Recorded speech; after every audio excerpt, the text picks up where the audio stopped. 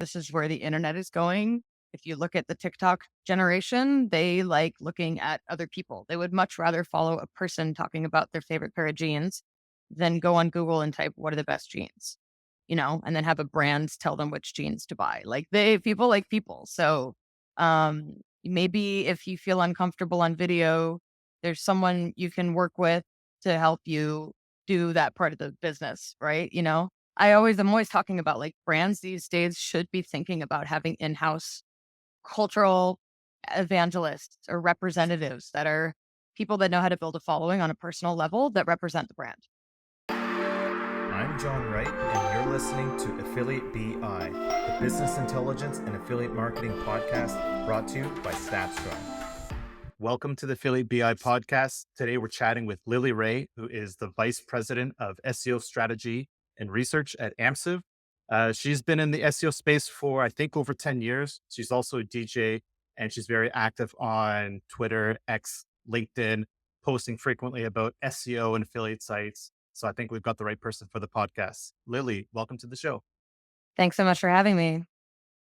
So I'm going to get into it where in the past 6 months, I've been paying attention to your account and also from Glenn Alsop, where both of you discuss like the disruption in SEO and affiliate sites. So I want to kind of get your big picture overview. What do you see as the takeaway of what's happening in the marketplace, and maybe what are some of the overlooked insights for affiliate sites and e-commerce sites?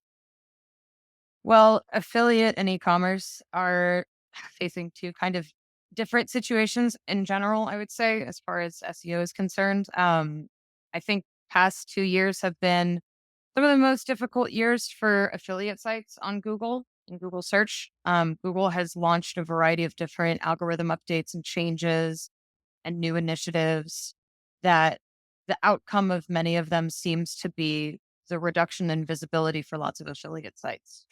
That's, I think, honestly, probably one of the main takeaways as far as like if I were to summarize everything that happened in the SEO space in the last 3 years, I think that's top five biggest changes that has happened.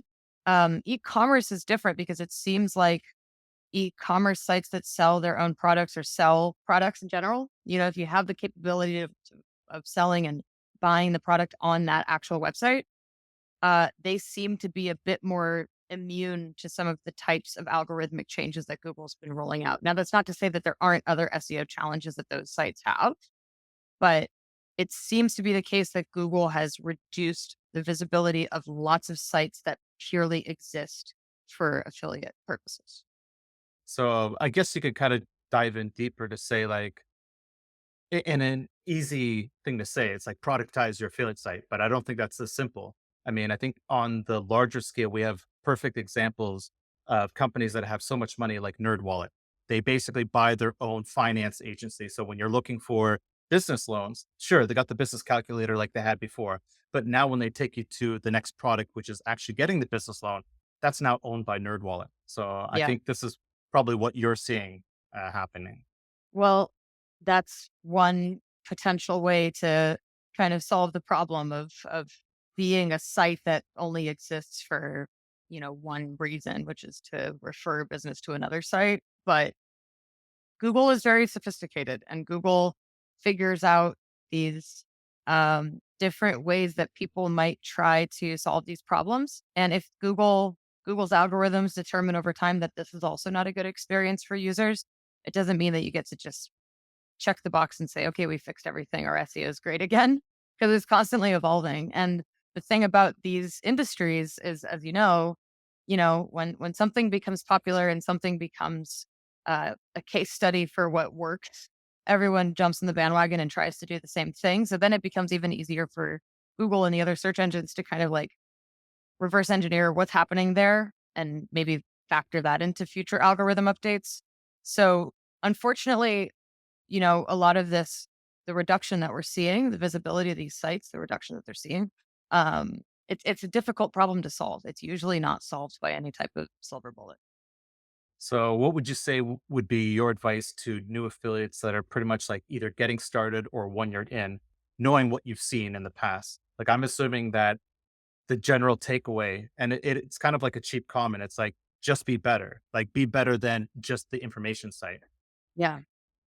Yes, I think, that's definitely the advice that I would give, but it goes really beyond that. There's different algorithms that Google has launched where it seems like the goal has been to identify all the sites that are doing some type of like, lazy SEO strategy. And I don't mean to like group a lot of people that are actually spending a lot of time in their SEO. Like, I don't mean to call them lazy, but there are a lot of sites that are doing this in a somewhat lazy way. Like maybe they're using AI to programmatically generate many, many new pages and they're just throwing affiliate links everywhere based on whatever links bring them the highest commissions. Now, that's kind of what I mean when I say lazy. There's a lot of sites that are doing things really well. The problem is that if Google creates algorithmic systems to identify, group A, but for whatever reason, Google's systems are not sophisticated enough to differentiate between A and B, now you have a lot of people in B who are trying to do the right thing, who are getting grouped into those algorithm updates and they're getting hit. I think right now we're starting to see Google reverse a little bit of that because maybe they went too far. But to your point, it's not just about being better or being the best. It's like, how can you create a site where it doesn't look and feel like all those other sites? Because it's so helpful and it's so unique and it has all these other signals that Google looks at when it's looking for meaningful websites. If you have an enormous social media following, if you have really good engagement metrics, if you have really good, a traffic diversification, these are signals that Google can kind of see as far as like, oh, this is a real brand and it would make Google look bad if we didn't surface that content. Yeah, that makes sense. I mean, I look at the B2B SEO space with you, Glenn Alsop, and Steve Toth, and I kind of go, you talk about certain things that are similar, but you all have your own point of view and you all have your own way of producing your own B2B content. And the way I look at your content is that it's not just regurgitated content that I think a lot of SEOs have been doing for a long time. And to be honest, I did that a long time ago in the past. I'm like, "Oh, I'm just going to do this basic SEO article." I think you take it to the next level. And I think those lessons from what's working for you three are pretty much maybe they're blueprints to actually say, why can't we make this happen for the affiliate site? It's kind of like extending what you said about how to just be better, but take it to one more level. Yeah.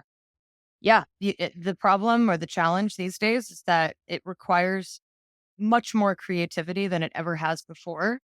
I think a lot of site owners in these categories tend to operate in a way where they want SEO to be really simple. They want it to be this checklist that they follow where they can follow the blueprint from 30 other people that have done it with great success and just repeat everything they did and then see success as well. Those days are over. I'm sorry to say.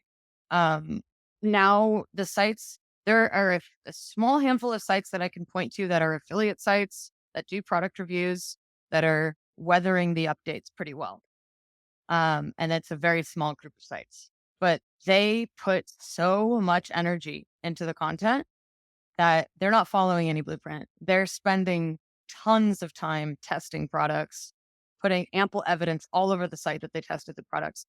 And even then, some of those sites get hit by algorithm updates. But usually they don't get hit in a very significant way. They kind of go up and down over time and generally go up. That makes I'll share that comment to a few people that I know are doing exactly what you say, but still haven't really fully recovered yet. Where they have yeah. amazing detailed product review sites. I think their I think their expression of authority isn't being pushed through. Like you're not Yeah. really seeing more of the people on behind the scenes of those actual reviews and going, well, is there a community behind this, or is there a single author that is so passionate about this? Like that's actually what they have for content, but you wouldn't know it from just looking at the page. That's the thing. And that's actually ties back to what I've mostly been speaking and writing about in the SEO space. Before I spoke a lot about affiliate sites and product review sites and everything like that, I've been very focused on this concept of EEAT, expertise, experience, authority, and trust. I said that backwards. It's experience, expertise, authority, and trust. But the takeaway from that is Google has been very focused for the last, let's say, 6 or 7 years on who are the people behind this website. How much can we trust them and how much experience and authority do they have? And it matters more or less in different categories. And there's a lot of debates about how much Google uses it these days. But I think it's fair to say that one consistent outcome of all these updates in one direction that Google's been going in recent years, and Bing as well. Bing actually says this is quite important to them, is transparency and who's behind the website.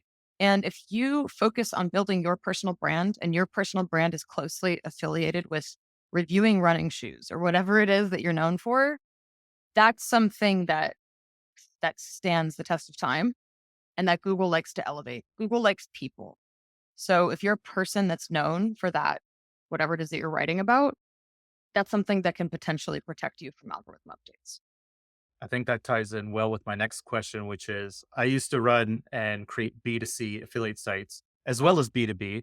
I now focus on B2B, but now as a SaaS company, one thing that I've discovered, it's like, how do I get my marketing message across to my ICP? And one thing that I've been doing with some success is focusing on bottom of funnel content, where it's like I'm going so deep and really talking to the user. And I've actually kind of like mapped out who are my users. And I think a lot of affiliate sites don't do that. Would you say that that's maybe like a missing playbook for most affiliate sites today, and the ones that are successful actually have that sort of bottom of funnel mindset to say, "Hey, we're gonna identify you and we're gonna talk to you because we think we know what you're looking for." Yeah, I mean, I think that's probably a better way to spend your time these days because now you're talking about improving conversions, improving engagement, building an audience, like all these things that are important for your business, important for your brand. And it's not, like looking for cheap exploits that could potentially bring you more top of funnel traffic where that opportunity is slipping away. Like that there's less and less opportunity up there. And not to mention, aside from whatever changes Google's doing with its algorithms, we have AI overviews now. Like we have different ways that Google just answers top of funnel questions itself. Or maybe they're looking for that information on TikTok or whatever it is. Like, yeah, focusing on bottom of the funnel and really understanding your audience and your customer, I think is a much better use of your time than trying to capture everybody.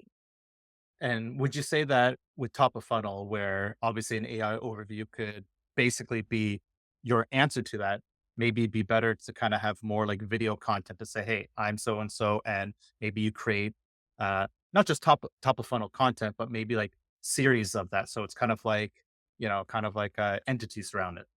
Yeah, 100%. I mean, I would say YouTube is like a cheat code for SEO right now because I mean, it's not a secret, but like if you make a really great video that has really great engagement, lots of views, and whatever engagement metrics YouTube and Google look at, um, Google loves serving YouTube.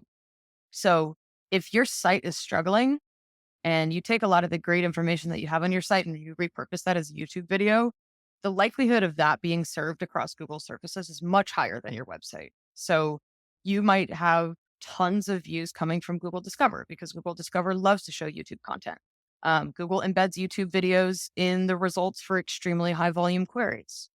There's now short video carousels where Google's now pulling like your Instagram reels directly into the search results. So yeah, as much as it's like we say it over and over again in the SEO space right now, and um, making videos and splicing up those videos into short videos is one of the biggest SEO opportunities right So taking like 1 year of starting with the helpful content update on a lot of different updates with Google, would you say that the bigger sites like the mega affiliate groups and the media companies have benefited the most? Or would you say everyone's kind of scared in terms of like they're all kind of on edge where some of these companies have lost a lot of edge? And my question is, I hear from a lot of affiliates that they get this feeling that if you haven't made a lot of money and you've got money in the bank to be able to buy your own SEO team and to have like the money to get resources, is it too late to be an affiliate? Well, we're in the middle of a pretty significant Google algorithm update right now. I think a lot of people in the affiliate space were waiting for this update for a long time, and it's the helpful content update. I mean, Google hasn't called this core update the helpful content update. It doesn't have its own update name anymore or its own ranking system anymore, which it used to. But we're in the middle of a significant Google core update that, to answer your question, has reversed this trend a bit for a lot of sites that have been negatively impacted. And the reason I think this is so important is I don't know that it necessarily changes the overall landscape too much, but what it does is it's seems to be lifting this like people call it a shadow ban. Google would never call it that, but there was something suppressing these sites ever since the September 2023 helpful content update that Google seems to have retweaked in some way that these sites are now, some of them are getting their visibility back. I think that's important because if there is some type of weight that they've applied, maybe now there's more opportunity because there's less weighed down sites, or maybe new sites that enter the market aren't going to be weighed down in the same ways. I don't know exactly how they changed their algorithms, but I think they might have reversed a little bit because they went a little bit too far. Another thing we don't know is like, Google's made really significant changes in the last year where now Reddit and Quora are like the biggest winners in 2024. Reddit, especially, they're ranking for seemingly everything on the internet in top positions. And we need time to see how the average Google searcher feels about that. In 2024, Reddit's only grown, but it could be the case that we start hearing in 2025, everyone's sick and tired of using Google because they feel like it's a Reddit search engine. And they're like, bring back the sites that were doing all these great reviews. Where did those go? So these things are dynamic. They can change over time. Yeah, I agree. I mean, I kind of laugh at that because I know I use Google for a lot of Reddit searches. I Yeah. just feel like Reddit quite often when I'm looking for something very specific, I will put that search term and then I'll put Reddit on there because I'm actually looking for the Reddit. And I actually believe Google has a better search engine than Reddit does for helping me find what I want. Well, what you just said is something that has been said by, I mean, I've personally read it like maybe thousands of times, and Google clearly read it or saw it in the data probably millions of times, which is why they made these changes, right? They understand people are looking for it. They understand it's super helpful, authentic content. I just wonder if they didn't go a bit too far with these changes. So I want to reverse engineer this Google mess that we have today and just kind of go back. I think you've already said a lot of these things in different bits and pieces, but what would your evergreen content strategy be for an affiliate site or any sort of hobby site? Well, I think the days of relying on SEO tools to do the thinking for you, which probably shouldn't have ever been doing in the first place. And I say that as an SEO professional, but like doing this in a way where it's like, okay, let me put this keyword into this SEO tool and see what the SEO tool tells me to write about, and use this other SEO tool. It's going to automate the article with AI and use this other SEO tool to tell me which links to add and all this stuff that's automated. And you're just kind of sitting back and hoping that the tools do all the work for you. And then you build out a website that looks and feels exactly like all the other people that have started a website about traveling to New York City or whatever it is. Those days are over. I recommend that people do it the opposite way, where maybe don't just buy a domain name because it's available and you can afford it. And then you suddenly become the experts on whatever it is that you just bought. You know, focus on something you are truly passionate about and write, build your content strategy and your editorial calendar and everything based on what you truly are passionate about writing about or making videos about or have actually spent time reviewing the products. Like I did just like a random example on my personal website at one point just to kind of experience what it feels like to write a product review article based on products that I use when I'm traveling because I travel all the time. And what I felt during the process was like I'm writing based on, you know, an anecdote about when I was at the airport and I needed this thing. And this is why it's helpful. I'm not writing an article based on the top 10 trending products on Amazon, what's going to bring me the highest affiliate commissions this month, which a lot of people have been doing. And I think search engines can tell the difference because the first example where it's written with true authenticity and real experience is what they're looking for, as opposed to just listing the same 10 products that everybody else listed.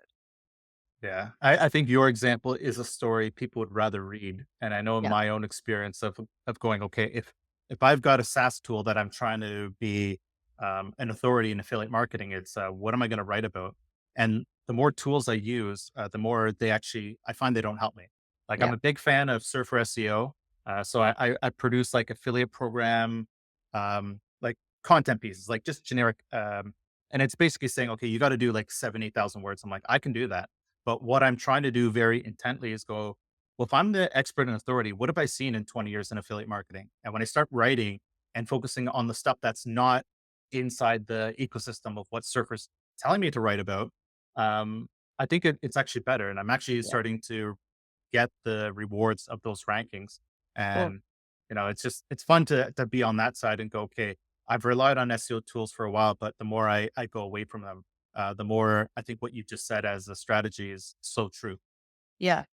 Yeah, it's kind of changing your way of thinking. It's going from this literally Google calls it like an SEO first mentality or like a writing for search engines mentality to a writing what you care about mentality. And of course, if you can find ways to incorporate affiliate links or whatever it is that helps you make money in the content, of course, do that where it makes sense to do that.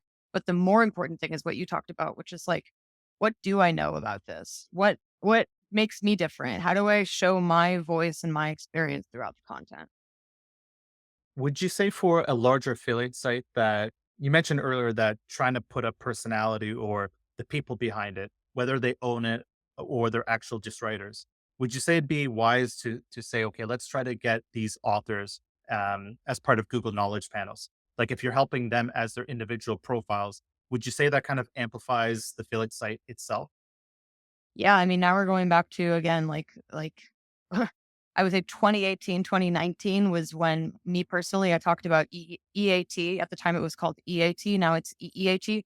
Talked about that every day as probably the single most important SEO factor. It's not one factor, it's thousands of factors, but SEO consideration because what you just described is something that has proven time and time again to be really important. Having, recognized knowledge panels, entities like in Google's knowledge graph for people, places, and things that are associated to your business, which in the case of an affiliate website, it's usually going to be a person, right? It's going to be a person who, or maybe a group of people who love video games or they love travel or whatever it is. And think about like the points guy, right? It's like a person who loves traveling. And the more, or like the pioneer woman for cooking, right? It's like, and I actually did presentations about like 5 or 10 examples of people who have personal brands where their site ranks for a ton of stuff in their category because Google says, oh, when you need, cooking advice, it's this person and this person owns this website. So this website has authority on those topics. So the more that you can reveal who you are and why you can be trusted, the other thing too is users respond really well to that. I think users will follow you on LinkedIn or Instagram or wherever it is that you are, TikTok. And Google can pick up on that stuff. Google literally even has mechanisms to show follower accounts in the search result. So, don't do this stuff for SEO. Do it because that's the brand you're building.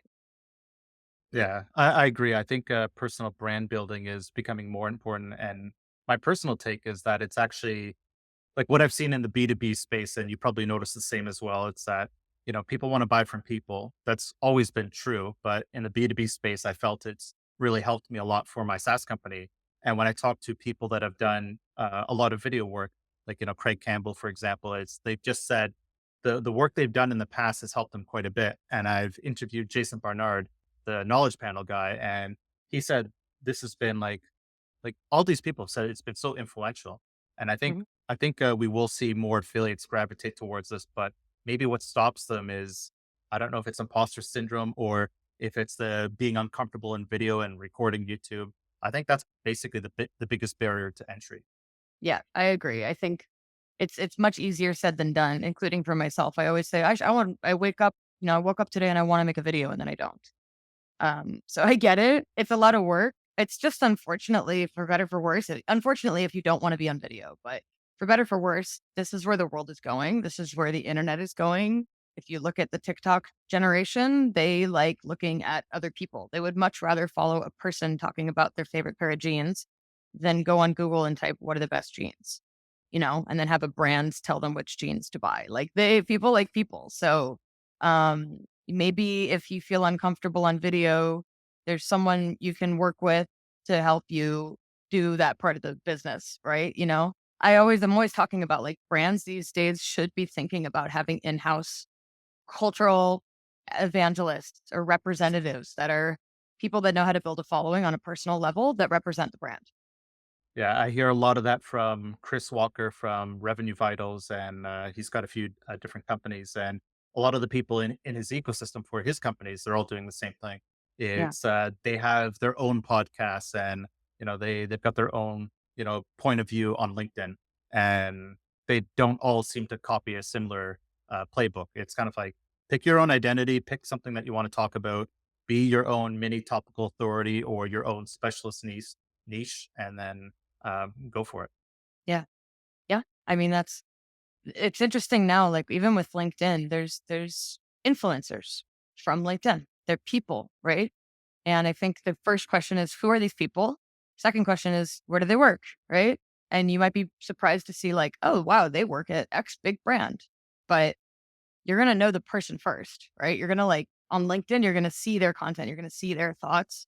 And that's happening on X as well. It's been happening on X. Now we have threads. It's like, generally speaking, people prefer to follow the accounts of experts in the space as opposed to following the corporate account.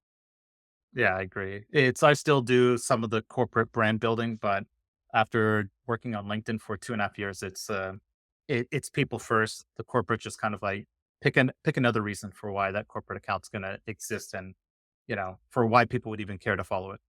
Yeah, exactly. So I noticed that you're involved in some capacity for women in tech and SEO. And I just wanted to ask, why do you think more women should be in SEO?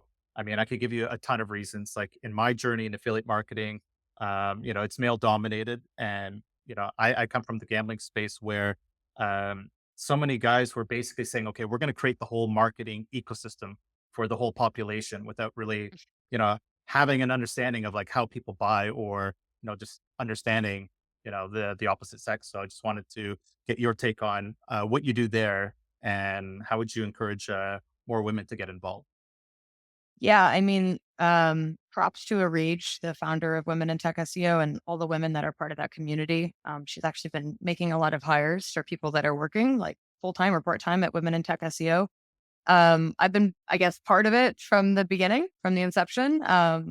And I have to say, as someone, as a woman that's able to see what happens in that community and be part of that community, and then also see other communities in the SEO space that are not just women, it's always incredible to me how that is the single most helpful, kind, organized, um, just like warm, like loving community in the SEO space by 100,000 miles. Like nothing comes close to that.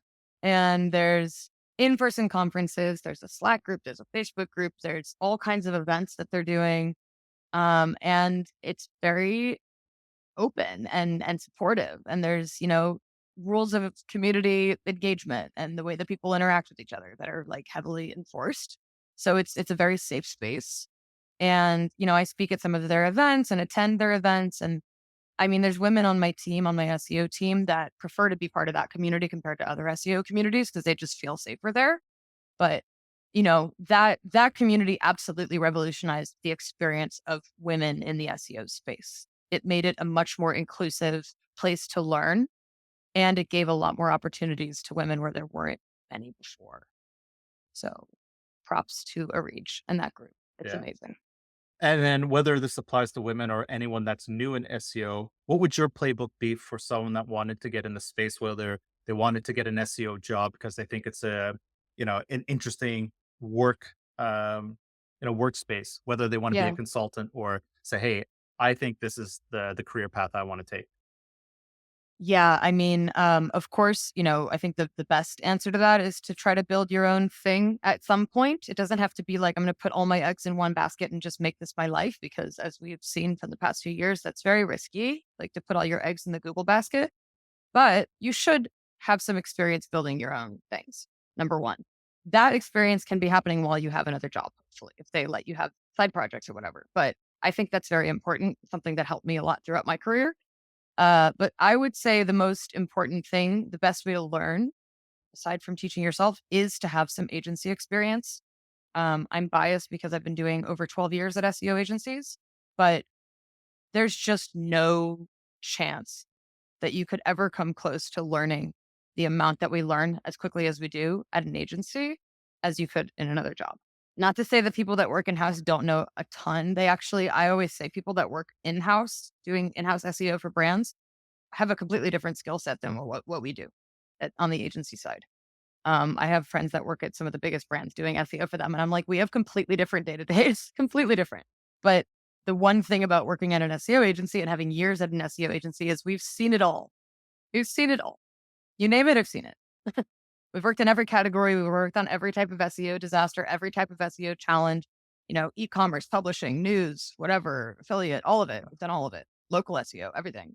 So have at least a couple of years of agency experience under your belt, whether it's like an internship or an entry level job, because you'll get trained. You'll learn how to do it. Yeah. You're basically going through the maximum amount of case studies possible. Yeah. And it's funny to me when people talk about SEO as if it's this one thing when they've only worked on 3 sites, because I'm like, do you understand how big this world is? It's a very big world. It's a universe and you're a tiny planet. Yeah. Whenever I think about SEO from a big picture, I'm like, I don't even think we scratched the surface about how deep SEO can get because there's just so many angles. Like I like focusing on the data side, and I think SEO and data have been going hand in hand for a long time, and that's a big component, but that's not the only one. Yeah.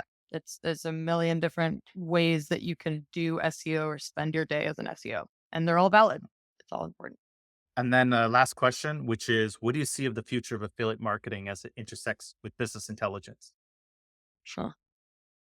Um, I don't know. It might be less focused on search, or the search aspect of it will probably shift to other platforms, right? Like I think we've been talking a lot about TikTok. That's probably a very big opportunity for affiliates, but also AI products like AI LLMs. Um, you know, figuring out how you can be included in LLM outputs could be another potential way that this is all going. But it's hard to say. I think we have to just kind of keep a finger on the pulse of where things are going because there's so much up in the air right now. But yeah, it's probably going to become a bit less focused on Google in particular, probably more focused on on social platforms and video as well. Yeah, I would agree. I think social is becoming a stronger extension of search. It's kind Yeah. of like, Google was, I trust Google to give me an answer to whatever. And now people are saying, well, I trust other people. I need to know that they're the authority. And I think getting that on social is becoming a lot easier and stronger. And not to say that Google's going to disappear. They still got their YouTube in there on the side, but it's an interesting space where I don't see it as a single monopoly of just Google. It's kind of like, well, Instagram's a player, Twitter's a Yeah. player, LinkedIn's a player. Yeah, exactly. Yeah, I think that's the direction it's going. I was just thinking today, like I've been using ChatGPT more and more and more, but that doesn't cut into how much I'm searching Google. I think I'm still searching Google just as much. I'm just using ChatGPT in different ways. So we'll see what happens in the next few years, but it's going to be very interesting. I think it's going to be less of a Google only universe going forward. Lily, thank you so much for doing this. I want to pass it back to you to ask how people can get a hold of you. Yeah. Well, you can Google my name, Lily Ray, and take your pick of where you want to contact me. But I have a personal website, lilyray.nyc. And I have a LinkedIn account that I post on frequently. And then X, I'm always posting on there as well, Lily Ray NYC. Awesome. Thank you so much. Thank you. Thank you for tuning in to the Affiliate BI podcast. I'd like to take this time to ask for a small favor to leave a rating and review wherever you listen to your podcast. That helps us expand our reach to rank higher in podcast directories and reach more listeners.